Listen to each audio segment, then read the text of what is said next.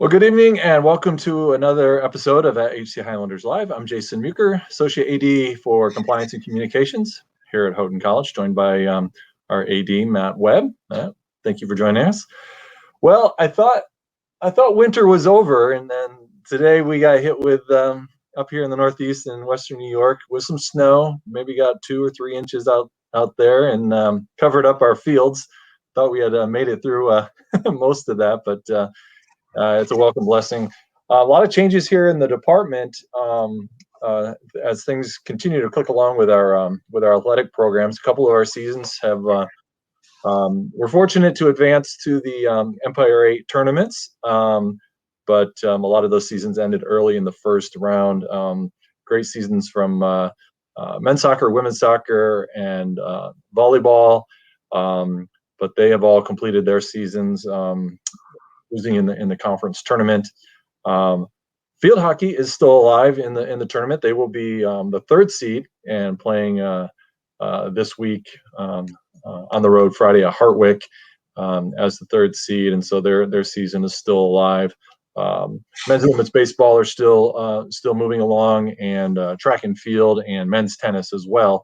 So we talked about all this. We were inundated with all of our teams taking place at the same time, multiple games, multiple weekends where we had a lot of games going on at the same time. And it was great to have these opportunities for our student athletes. Created some challenges. We got some blessings in the last week or so, or last 2 weeks, of allowing fans to some of the games. So that was good to see that. And volleyball last night was fun to see some of our students go cheer on the Highlanders as they played in the first round of the E8 tournament. But the bulk of that inundation and a lot of all the events happening at once, we're kind of through that, and we're almost to a typical spring schedule right now with just a handful of teams competing. And Matt, I'll let you talk a little bit about what the spring has looked like and how we've progressed and where we stand right now. Yeah, thanks, Jason. So, like Jason said, it's sort of amazing to look back and sort of realize right now we're nearing the end. I mean, there's a light at the end of the tunnel in terms of our spring athletic season. All of our fall sports, except field hockey, are now complete. Our winter sports are finished, and our remaining teams that are still competing at this point are baseball, softball, men's tennis, and outdoor track and field. And as Jason said, field hockey, which is competing. They're playing this weekend on Friday as the number 3 seed in the field hockey tournament. So, and if they were to win, they would advance to the championship game 2 days later on Sunday, and then field hockey would be done. So it is amazing to think that we've made it, although I shouldn't quite say that yet. We haven't made it yet, but we're getting there.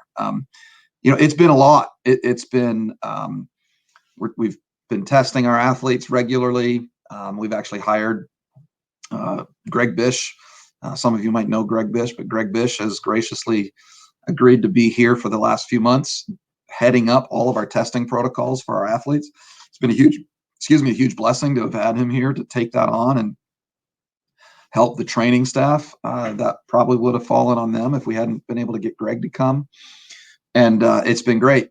And we've had some hiccups along the way. We've had a few positive cases here and there that have required some isolation or quarantining of some student athletes, and it's impacted and had an effect on some of our games. So we've had a few games along the way that we've had to postpone or cancel, and we've had the same thing from other institutions as well. So it not that it's not been without a few hiccups, but generally speaking, all our teams have been able to compete, and it hasn't looked the same. It's been shorter seasons and all of those things, but man, we're just grateful that we've been able to see our student athletes out there and play. I mean, last night, Jason, you and I were commentating, doing the live stream for volleyball, and for as agonizing as that defeat was, at the end when we lost in 5, being up 10-5 in the 5th game, and Alfred came back and rattled off.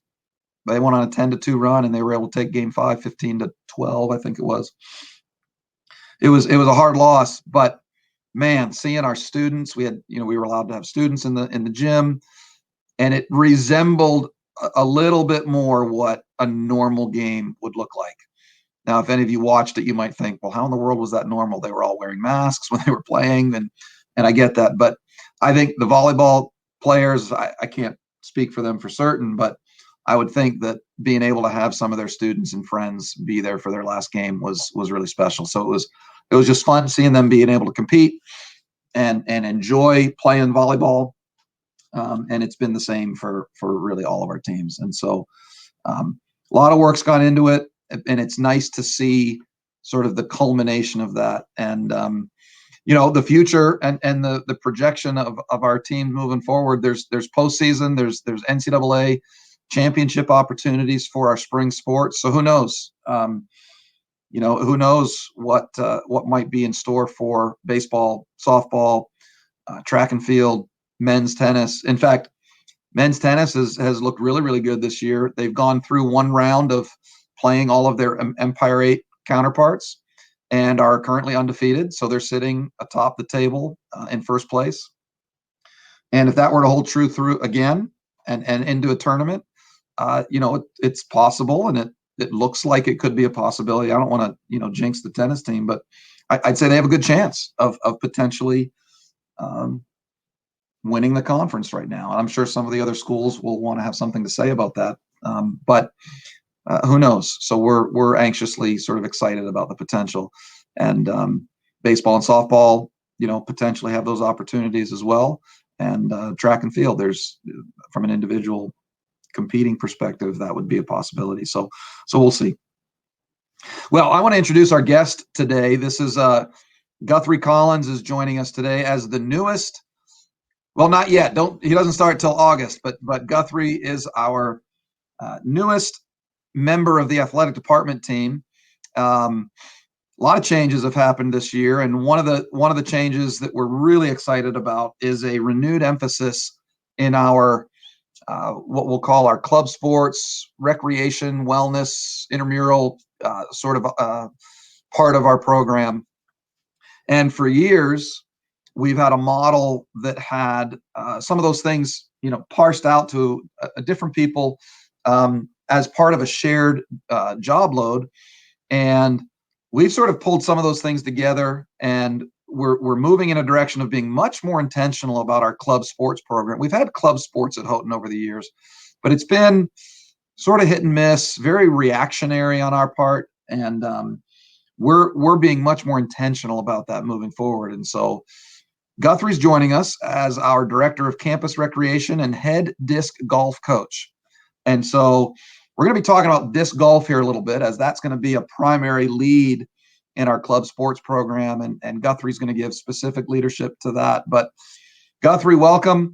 We're excited to get started in August with this new role. I know, obviously, behind the scenes, you're already doing, I'm sure, lots of thinking and anticipating of what next year is going to look like. But why don't you start by just sharing with us a little bit, just sort of your background, where you've come, how you've gotten to this point.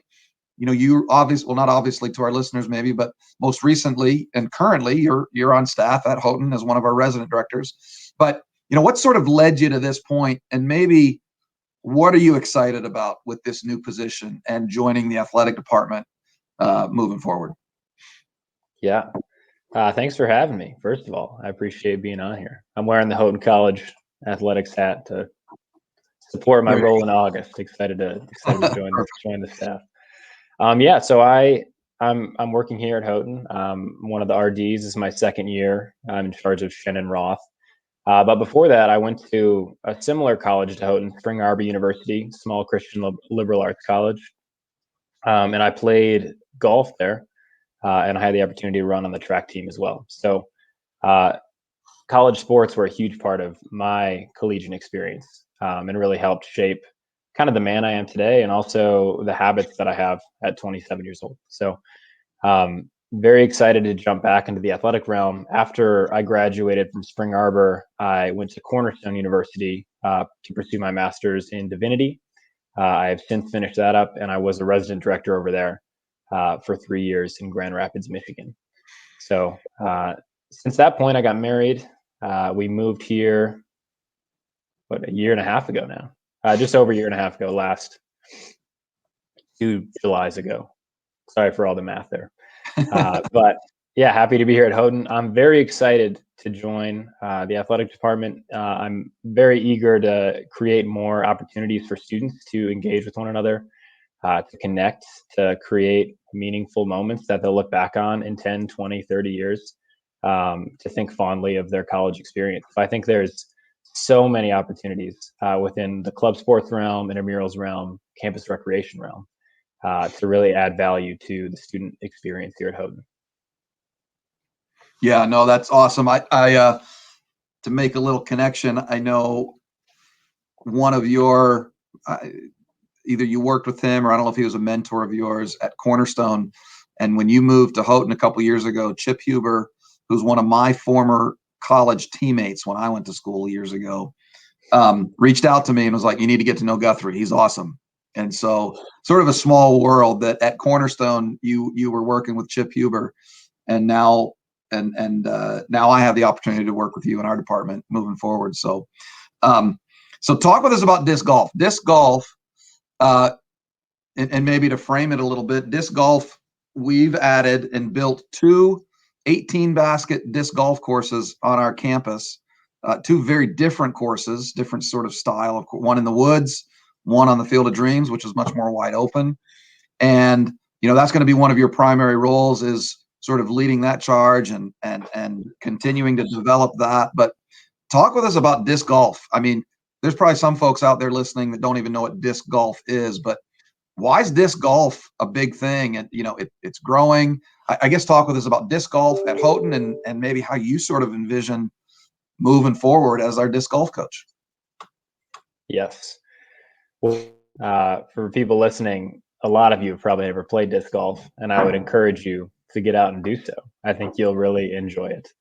I went to Spring Arbor, worked at Cornerstone, and we both of the colleges had disc golf courses on the campuses. However, they weren't anything special. And Houghton having 2 disc golf courses is really unique, and they're also really great courses. They're both rated very highly on UDisc, which is the app for disc golf.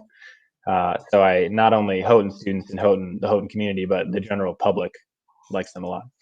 But yeah, disc golf, some of you might think, what a weird initiative for athletics to embark on. Disc golf is actually one of the fastest growing sports in the US and the world. So just to give some numbers here, the Professional Disc Golf Association, which is likened to the Professional Golf Association, PDGA, the PGA. You probably heard of the PGA, probably never heard of the PDGA. Has been around since 1976, and there are currently 170,000 members. So it's been around for over 40 years. And just in 2020 alone, there were over 23,000 new members who have paid for a subscription to the PDGA website, paid for a membership, which basically allows you to play in tournaments. So I need to do the math on the percentage there, but that is a ton of growth in 1 year. That's a huge base of the amount of membership they have. Just came last year, and most of that was due to the pandemic. Getting outside and hanging out with people was hard to do, but doing it on a disc golf course was a safe way to connect, safe way to hang out. And I think a lot of people kind of caught the itch for disc golf, me included. I started playing when we installed the woods course here at Houghton. I had played a few times back home and decided, oh, that looks fun. I might as well get out. I can walk my dog and play. And I started playing, and I fell in love with the game. And I have an extensive golf background. I've competed at a high level over there. And so it was fun to see how things transfer over to the disc golf realm. But anybody can play. It's a great time. And there's like such a high ceiling for how much you can improve just with putting in a little bit of practice.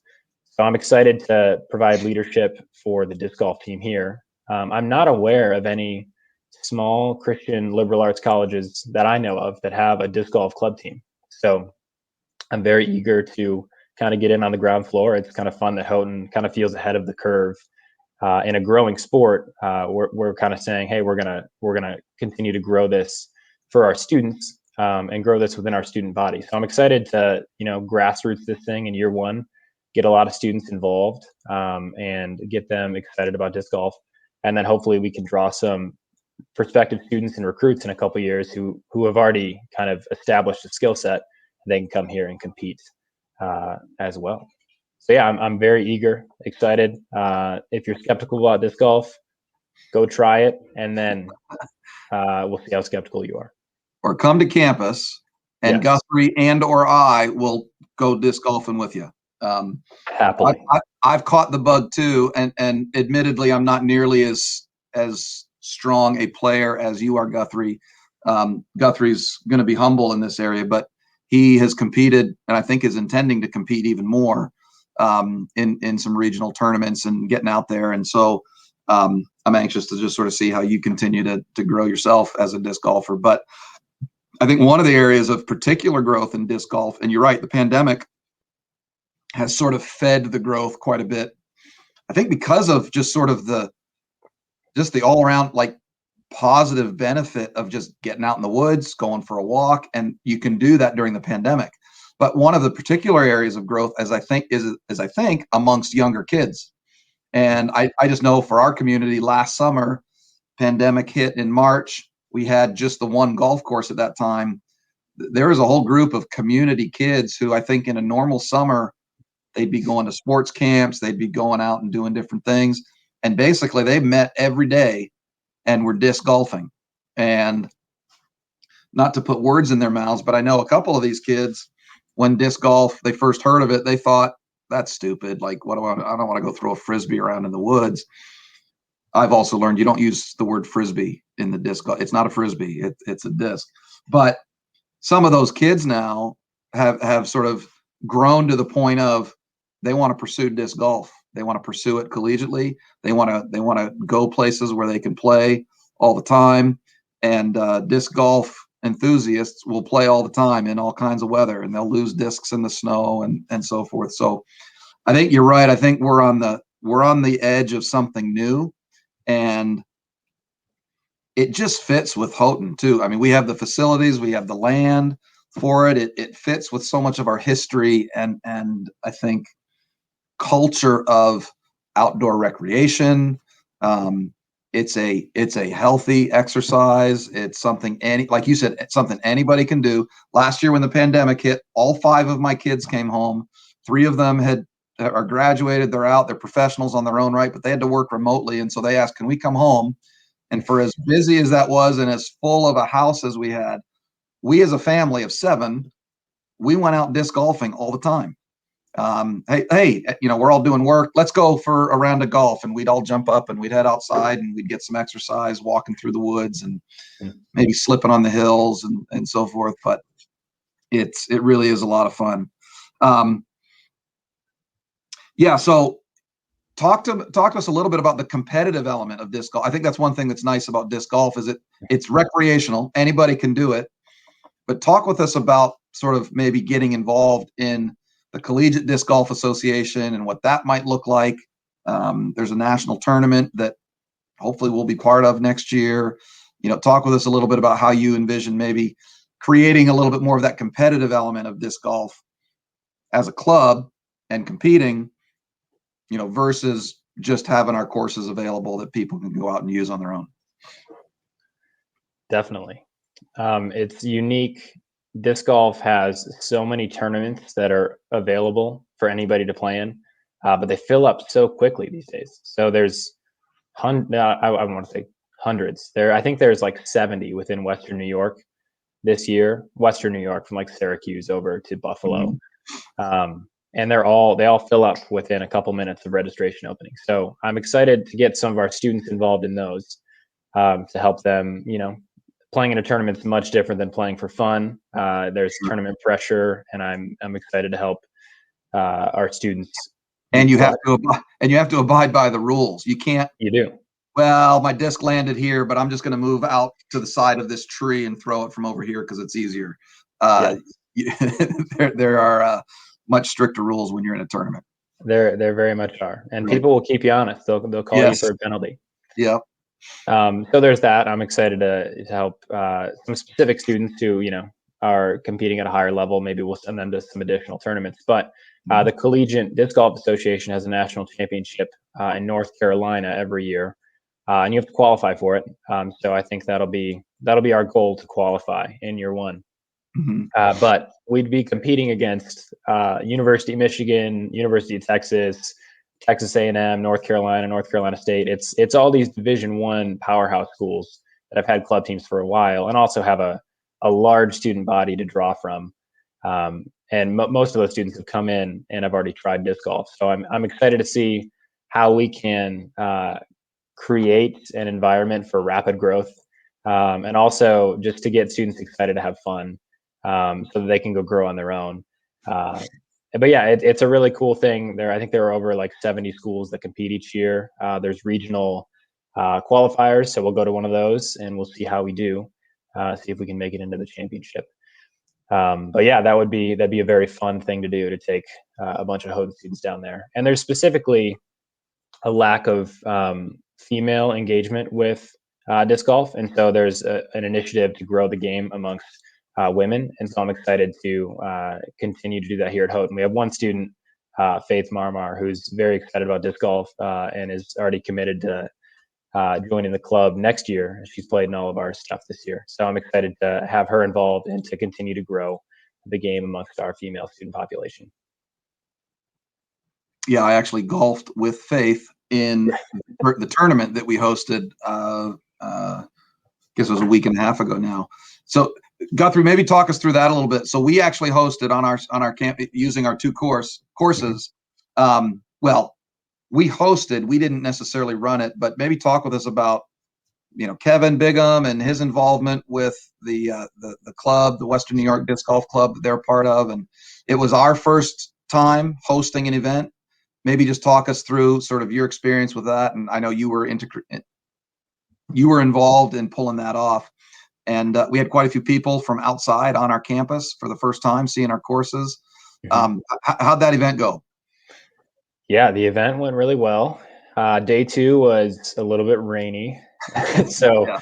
Unfortunately, we had a lot of older participants in day 2, and in the woods when it's raining, it's a little bit slippery out there. But there were no injuries. Everybody was great and had a good time. But yeah, the tournaments went really well. Kevin Bigham is in charge. He's part of the Twin Tiers Disc Golf Club, which is a new club in Western New York. And I know they reached out to you, Matt, to host a tournament here. And they did a wonderful job helping kind of take the lead on everything tournament related. And then we were able to kind of take the lead on getting the courses ready, and getting our property in good shape for the tournament. So the tournament went great. I think we had almost 50 people in day 1, and then we had around 35 to 40 in day 2 come compete. The day 1 tournament was unsanctioned, which basically means it's not as legitimate of a tournament. You won't receive like a PDGA ranking for playing in it, but it's more open to novice disc golfers who are new to the sport. And then the second day was actually a sanctioned event where our results are online, and also there's a rating for each round that was shot. So the tournament went great. It rained almost the whole time for day 2, so I was proud of everybody for sticking it out. And then we were able to do the award ceremony underneath kind of the awning over by the Field of Dreams, which worked out well. So big shout out to Twin Tiers Disc Golf. Thank you, Kevin and Rich, for all your work for that. That was great. Yeah, they did a great job. It was so Saturday's event. There were a number of our students that participated in that, and a lot of which, we had 20 students. Yeah, I mean, a number of those pretty new to disc golf. I know there were some that are pretty regulars on our courses, but a lot of them are relatively new. So that was fun to see. And Sunday, you're right. Sunday was, I was surprised how many people still were out there, because it was not good conditions for disc golf. I was in the golf cart with my umbrella, sort of tooling around the course, watching folks. But it was sort of fun to interact with some of the people on our course, because there were plenty of people who hadn't been to our courses before, and they loved it. Particularly the woods course. I think it's it's a shorter course, but pretty unique, and lots of up and downs and elevated. You're throwing almost straight uphill, and just some unique thing. And you get over to the Field of Dreams, and you have to you just gotta have to haul off and chuck it as far as you can, and hopefully you don't go out of bounds. So I don't do well on that course. I don't do particularly well on the woods course either. But it's a lot of fun. So, but it was neat to interact with some folks who I talked with one gentleman who he was golfing with a group, and he started commenting on our baseball field. There's a couple holes that sort of go adjacent to our baseball field, and he started talking with me about our baseball field and how much he loved our baseball field, and the facility was great. And then went in to tell me about his son, who was golfing also in the day. He was in a different group, so I didn't see him right away, but was actually on campus, and they were meeting with our baseball coach later that day. They had an appointment to meet with the coach because our coach is recruiting him. And I mentioned to the kid, the student, that we were also adding disc golf as a club, and he just thought that was awesome. So no clue if they'll end up coming to Houghton or not, and if he does, if he becomes a disc golfer or not, in conjunction with baseball. But it was just, it gets people on disc golf. For those that don't know, it's very much a destination kind of activity. Once you're into disc golf, you get on UDisc and you start searching for courses. So, hey, we're going on vacation somewhere, find the disc golf course. I've already done that. We're going on vacation this summer, and I've already looked how close are we going to be to some disc golf courses. So nice.